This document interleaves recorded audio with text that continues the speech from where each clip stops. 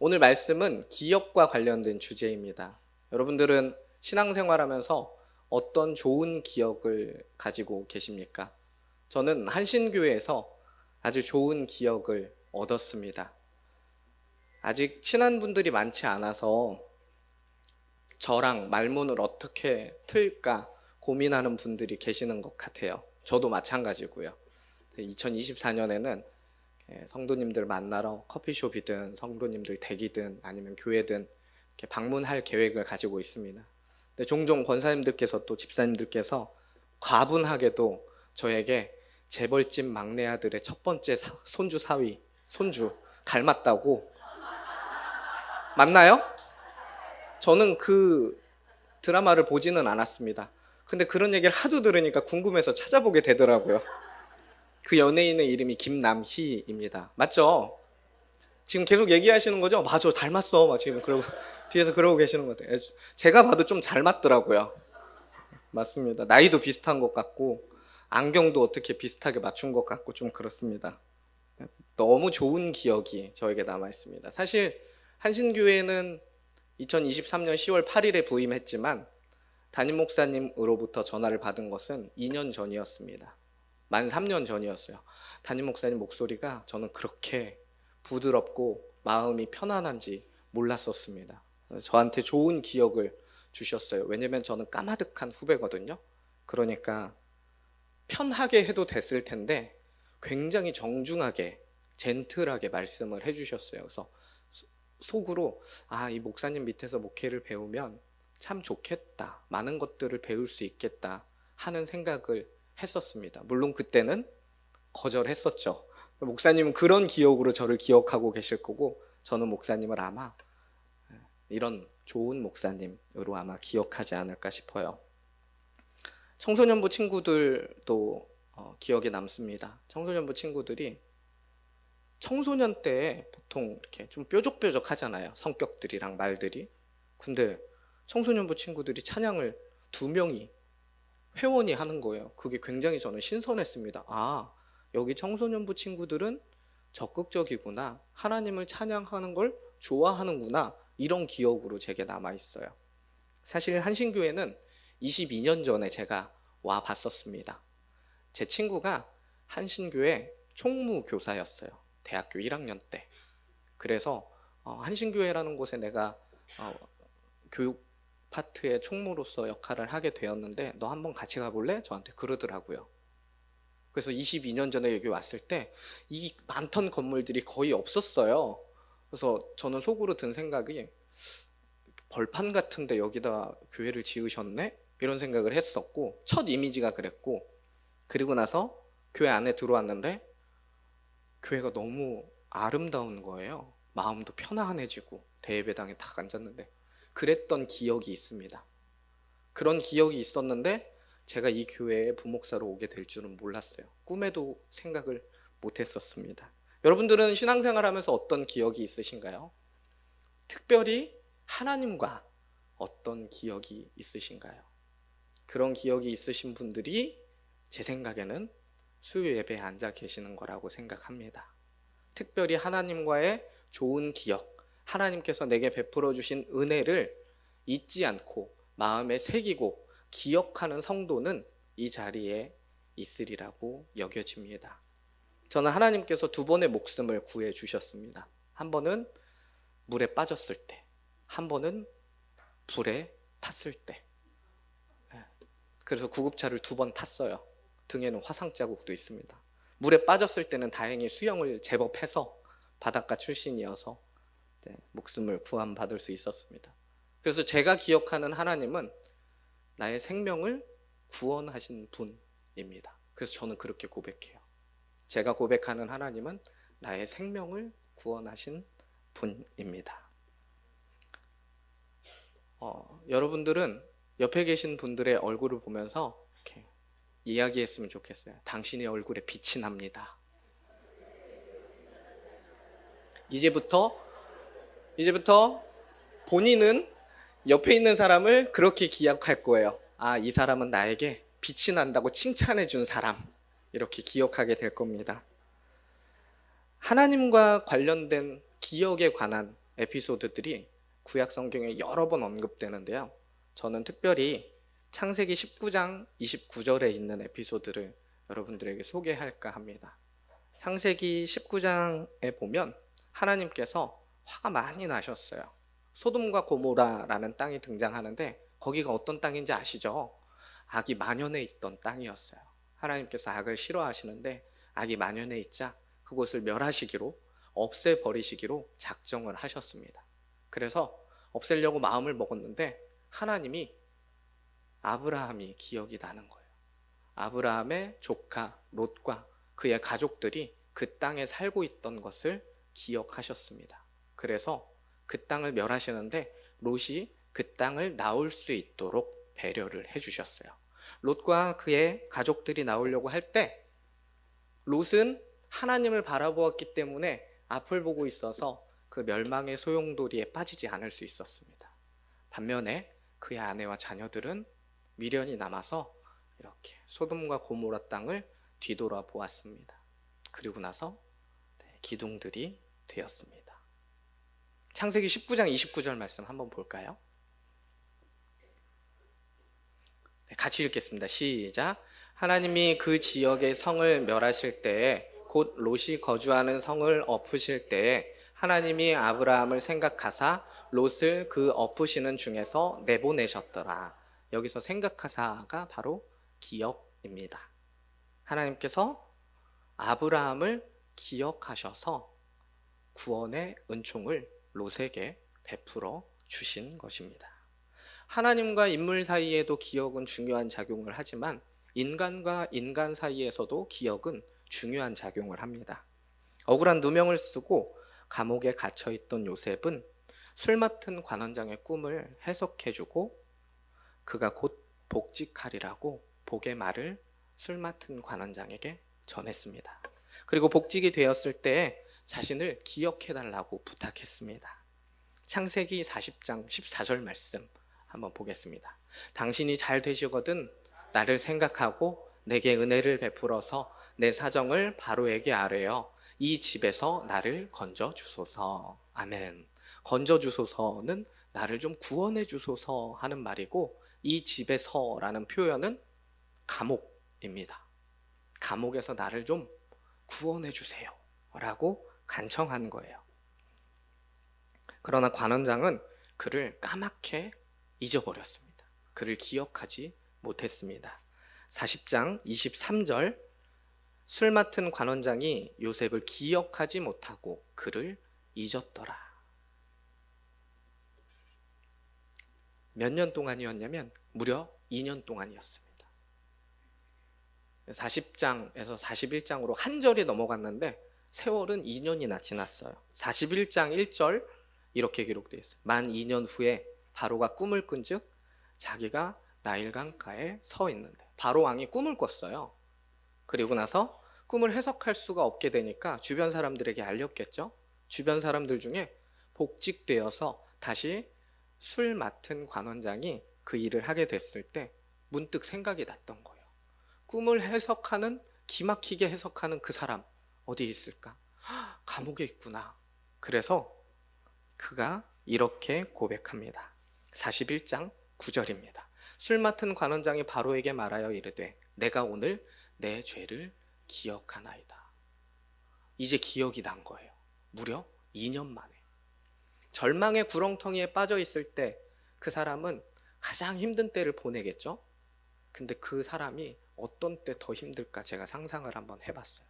바로 요셉처럼 희망의 빛이 조금 보였는데 그게 다시 더 큰 절망으로 다가왔을 때, 좀 있으면 그 어두운 터널을 뚫고 나아갈 수 있을 거라고 생각을 했는데 그 어두운 터널이 2년이나 지속됐을 때 요셉의 심정이 어땠을까?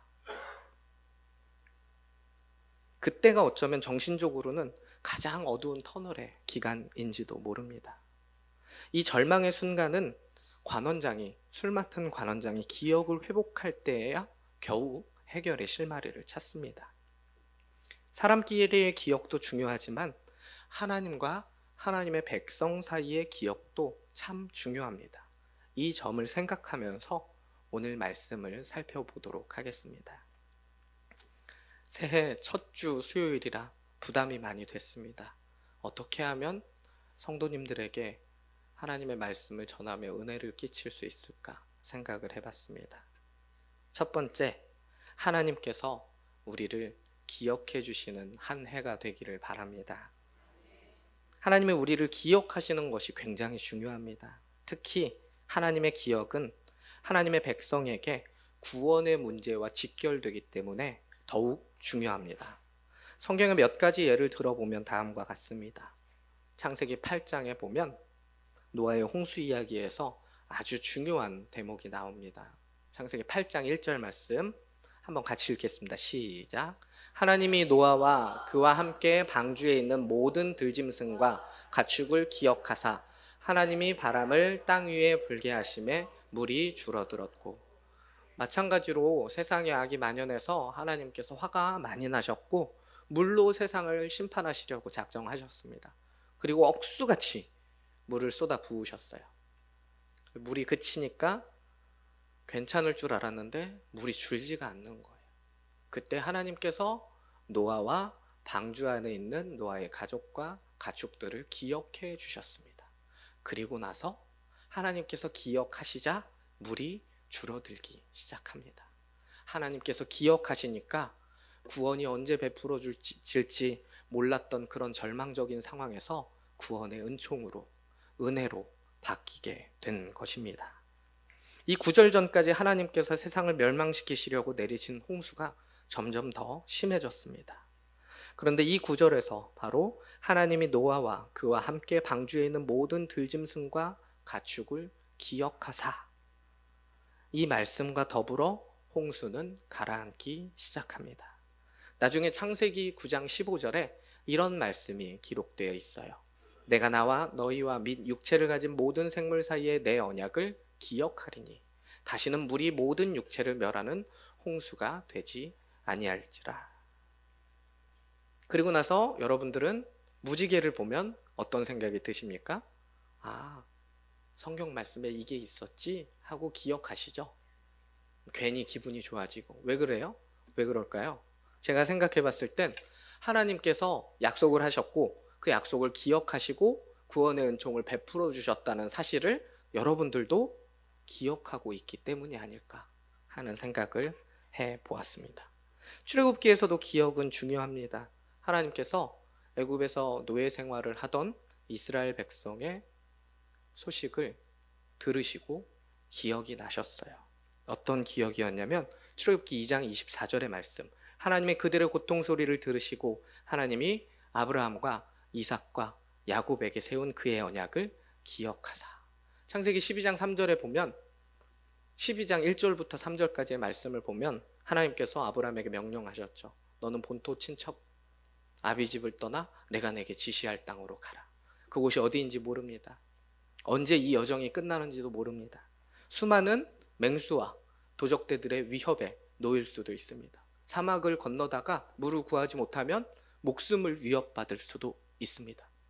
그리고 출발하라고 명령을 받았을 때 아브라함의 나이가 75세였습니다.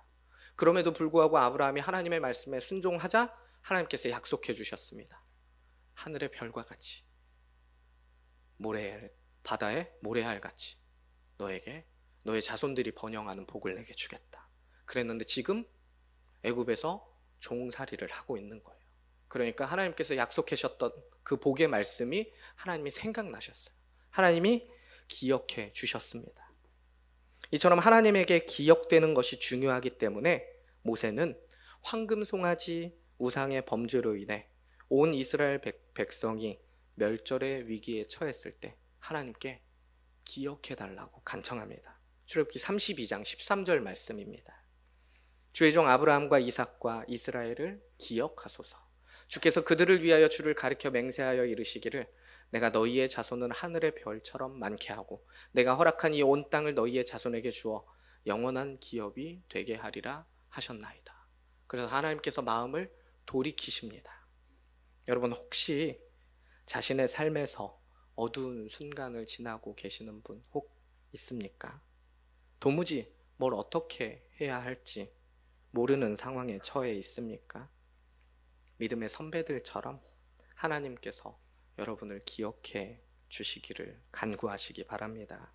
오늘 본문의 말씀처럼 하나님 여호와 앞에 여러분이 기억되면 여러분이 어떤 상황에 처해 있든지 여러분의 마음이 어떻든지 간에 하나님께서 여러분의 삶을 구원해 주실 줄로 믿습니다. 두 번째, 하나님과 하나님의 구원 역사를 기억하시기 바랍니다. 하나님이 여러분을 기억하는 일로 끝나서는 안 됩니다. 반드시 하나님께서 여러분에게 구원의 은총을 베풀어 주시면 여러분들도 반응할 수 있어야 합니다. 이 점이 중요하기 때문에 하나님은 위대한 구원의 역사를 기억해야 한다는 명령을 반복해서 하고 계십니다. 출애굽기 13장 3절에 보면 이런 말씀이 있습니다. 모세가 백성에게 이르되 너희는 애굽 곧 종되었던 집에서 나온 그날을 기념하여 기억하여 갔습니다. 유교병을 먹지 말라. 여호와께서 그 손의 권능으로 너희를 그곳에서 인도해 내셨음이니라.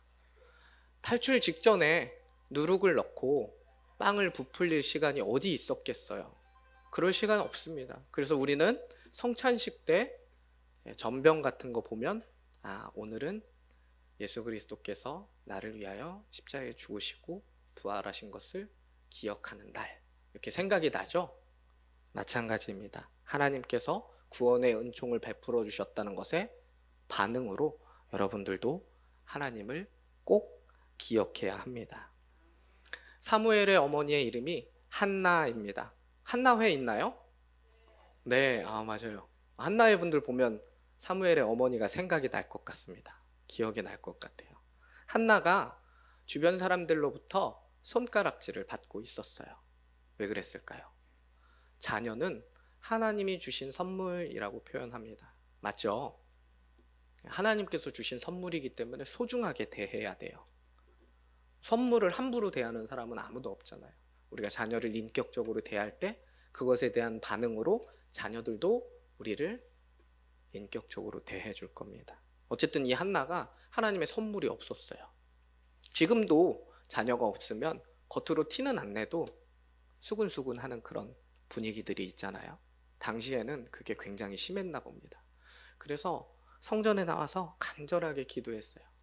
어느 정도로 기도했냐면 본 사람들이 저 사람 술 취한 거 아니야? 할 정도로 간절하게 부르짖으며 눈물 흘리며 기도했습니다. 그리고 나서 한나가 기도의 응답을 받았어요. 어떤 응답이었어요? 하나님께서 자녀를 선물로 주신다는 응답을 받았습니다. 그래서 이름이 사무엘인 거예요. 샤마라는 히브리어 동사는 듣다라는 뜻을 가지고 있습니다. 엘은 하나님입니다. 그러니까 사무엘은 바꿔 말하면 하나님께서 들으셨다. 하나님께서 내 기도를 듣고 응답해 주셨다. 하나님께서 내 기도를 기억하시고 반응해 주셨다. 이런 믿음의 고백인 겁니다. 사무엘상 1장 11절 말씀 이렇게 기록되어 있습니다. 서원하여 이르되 만군의 여호와여 만일 주의 여종의 고통을 돌보시고 나를 기억하사 주의 여종을 잊지 아니하시고 주의 여종에게 아들을 주시면 내가 그의 평생에 그를 여호와께 드리고 삭도를 그의 머리에 대지 아니하겠나이다. 사무엘이 엄청난 일을 했습니다. 사무엘상 사무엘하에 사무엘이 어떤 일을 했습니까? 이스라엘이라는 왕국의 초석을 다진 인물이에요. 사울 왕과 다윗만 기억하지만 이 두 왕에게 기름 부은 선지자가 누구예요? 바로 사무엘입니다. 하나님께서 그 기도를 기억하시고 이렇게 엄청난 하나님의 선물인 사무엘을 한나에게 주셨습니다. 또 열왕기 하에 보면 히스기야라는 왕이 등장합니다. 이 역사가들에게 이스라엘 왕들의 평가가 대체적으로 호의적이지 않습니다. 우선 왕을 세운 것부터 역사가들의 입장에서 마음에 안 드는 경우가 많았어요. 왜냐하면 이스라엘의 왕은 딱 한 분이에요. 누구죠? 하나님이어야 하는데 인간의 왕을 세웠으니까 역사가들의 입장에서는 그다지 마음에 들지 않았습니다. 그래서 대체적으로 평가가 좋지 않아요. 사울 왕 명수를 다 누리지도 못하고 그 하인의 칼에 엎드려져서 죽임을 당했습니다. 다윗 어땠어요? 엄청나게 혁혁한 전공을 세운 것 같지만 그의 손에 피를 너무 많이 묻혀서 하나님이 거하시는 예배당, 성전을 건축하지 못했습니다. 그리고 성경에 꼭 이렇게 기록합니다. 우리아의 아내를 범한 자. 반드시 이렇게 기록합니다. 그러니까 하나님 보시기에 악을 행했었던 사람이야. 솔로몬 지혜의 왕으로 대표되지만 어떤 인물이에요?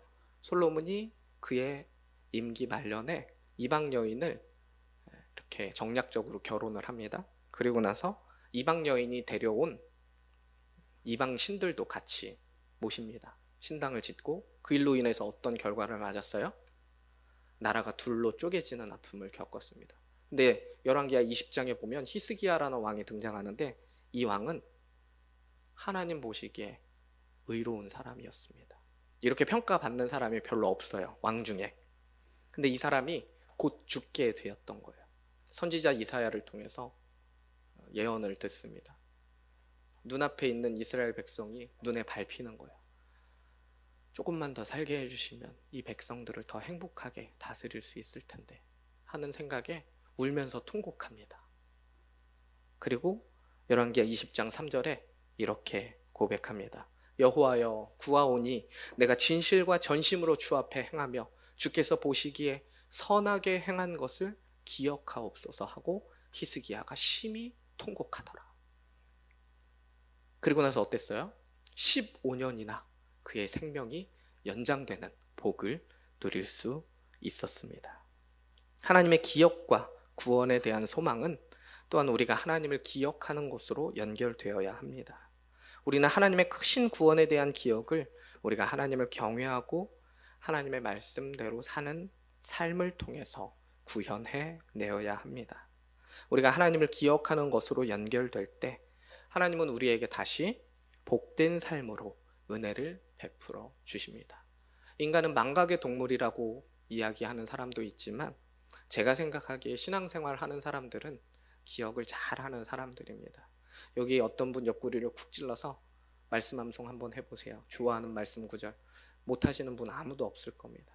그 말씀에 은혜가 됐고 그 말씀으로 인해서 지금까지 신앙생활을 할 수 있던 것이라고 생각을 합니다. 그렇기 때문에 주님의 말씀 반응하고 주님을 기억할 수 있는 여러분 되시기 바랍니다. 그래서 세 번째는 2024년 한 해 동안은 하나님의 말씀대로 살아가는 성도님들 되시기 바랍니다. 여러분이 하나님의 은혜를 기억한다는 것을 무엇으로 보여줄 수 있겠습니까? 하나님의 은혜를 기억한다는 것을 증명하는 유일한 길은 여러분이 하나님의 말씀대로 사는 것입니다. 자녀들이 어떨 때 더 예쁘게 보이고 나를 무시하지 않는구나 라고 생각이 드십니까? 내가 뭔가를 얘기했을 때 그 자녀가 긍정적으로 그 이야기에 반응할 때 나를 무시하지 않는구나, 내 말을 기억하고 있구나, 오늘따라 이 친구가, 이 아들이, 이 딸이 더 아름답고 소중해 보인다 하겠죠. 제가 일주일에 한 번 서울에서 새벽을 깨워서 새벽 기도를 옵니다. 가끔 제 아내가 저한테 그래요. 나갈 때 쓰레기 좀 버려줘. 근데 어떤 때는 생각이 나요. 어떤 때는 생각이 안 나요. 그래서 기억이 나가지고 제가 음식물 쓰레기 봉투를 묶어서 이렇게 교회 오기 전에 그걸 비워주면 저녁 때 환한 얼굴로 저를 맞이합니다. 근데 반대로 제가 깜빡하고 음식물 쓰레기를 처리하지 못하고 나왔을 때 어땠을까요? 말하지 않겠습니다. 네. 신명기 6장 12절은 이렇게 말합니다. 너는 조심하여 너를 애굽 땅 종되었던 집에서 인도하여 내신 여호와를 잊지 말고. 사실 우리가 신앙생활을 하면서 수없이 많은 하나님의 은혜를 경험했을 것입니다. 그런데 좋았던 것들은 잘 기억이 나지 않나 봐요. 내가 간구하는 것들에 대한 아쉬움, 원망, 불평들은 자주 터져 나오는데 지금까지 나의 삶을 인도하신, 지금까지 나를 보호해 주시고 나와 함께 하신 하나님의 은혜는 잊어버릴 때가 많은 것 같아요. 그래서 신명기 기자는 조심하여 너를 애굽 땅 종되었던 곳에서 인도하여 내신 여호와를 잊지 말라라고 강조하고 있습니다. 그리고 신명기 6장 17절로 18절 전반부에 보면 이런 말씀이 있습니다. 같이 한번 읽겠습니다. 시작. 너희의 하나님 여호와께서 너희에게 명하신 명령과 증거와 규례를 삼가 지키며 여호와께 보시기에 정직하고 선량한 일을 행하라. 여기서 삼가 지키며라는 것은 기억하여 행하라 라는 뜻입니다. 신약에서도 사도 바울은 하나님의 구원을 기억하는 것에 대한 바른 반응에 대해 이야기합니다. 하나님과의 관계에서 바른 반응이란 성도의 거룩한 삶으로 드러납니다. 로마서 6장 6절로 7절에 이런 말씀이 있습니다. 우리가 알거니와 우리의 옛사람이 예수와 함께 십자가에 못 박힌 것은 죄의 몸이 죽어 다시는 우리가 죄에게 종노릇하지 아니하려 함이니 이는 죽은 자가 죄에서 벗어나 의롭다 하심을 얻었습니다. 아멘. 우리가 하나님의 말씀을 기억하고 하나님의 말씀을 지켜 행하면 우리 역시 하나님께서 의로 여겨주실 것이다 하는 약속의 말씀입니다. 한신교회 성도 여러분, 하나님께서 주신 말씀을 기억하시기 바랍니다. 하나님의 말씀을 청종하며 살아가시기를 바랍니다. 하나님의 말씀대로 살 때 우리는 하나님의 말씀을 기억하는 것처럼 하나님은 우리의 삶을 잊지 않고 우리에게 복을 베풀어 주실 줄로 믿습니다. 오늘 우리가 함께 나눈 민수기 10장의 말씀은 먼저 민수기 1장부터 9장까지가 시내산을 떠나 약속의 땅으로 가는 여행을 위한 준비 과정을 그렸다면 10장은 이제 출발하는 장면이 그려져 있습니다. 이 장의 모든 내용은 시내산 출발과 직접적으로 관련이 있습니다. 어떤 나팔 신호에는 어떻게 행하고 어떤 나팔 신호에는 얼만큼 전진하고 이런 내용들이 그려져 있습니다. 10장은 크게 두 개의 단원으로 나뉩니다. 먼저 1절로 10절은 행진할 때 신호를 위한 나팔의 제작에 대한 내용입니다. 그리고 11절부터 36절은 출발과 행진 과정에 대한 내용들입니다. 10장 본문들을 하나의 주제로 묶어보자면 백성의 광야 여행을 돕는 도구들이라고 할 수 있습니다. 1절로 10절의 나팔은 백성의 출발을 알리는 신호가 됩니다. 거시적인 측면에서 민수기의 첫 큰 단원을 이루는 1장부터 10장까지의 모든 내용이 10장과 더불어 막을 내립니다. 놀랍게도 11장에 다시 이스라엘 백성이 불만 불평하는 에피소드가 나와 있습니다. 그리고 이 민수기의 곳곳에 보면 하나님이 명령하시고 그 명령을 준행했을 때 복을 받을 것이라는 하나님의 가르침에도 불구하고 하나님 명령하시고 이스라엘 백성이 불순종해서 하나님이 화가 나시고 힘들어하시는 그런 장면들이 그려집니다. 이 장의 전반적인 분위기는 하나님의 명령 그리고 그 명령에 따른 수행에서 벗어나지 않습니다.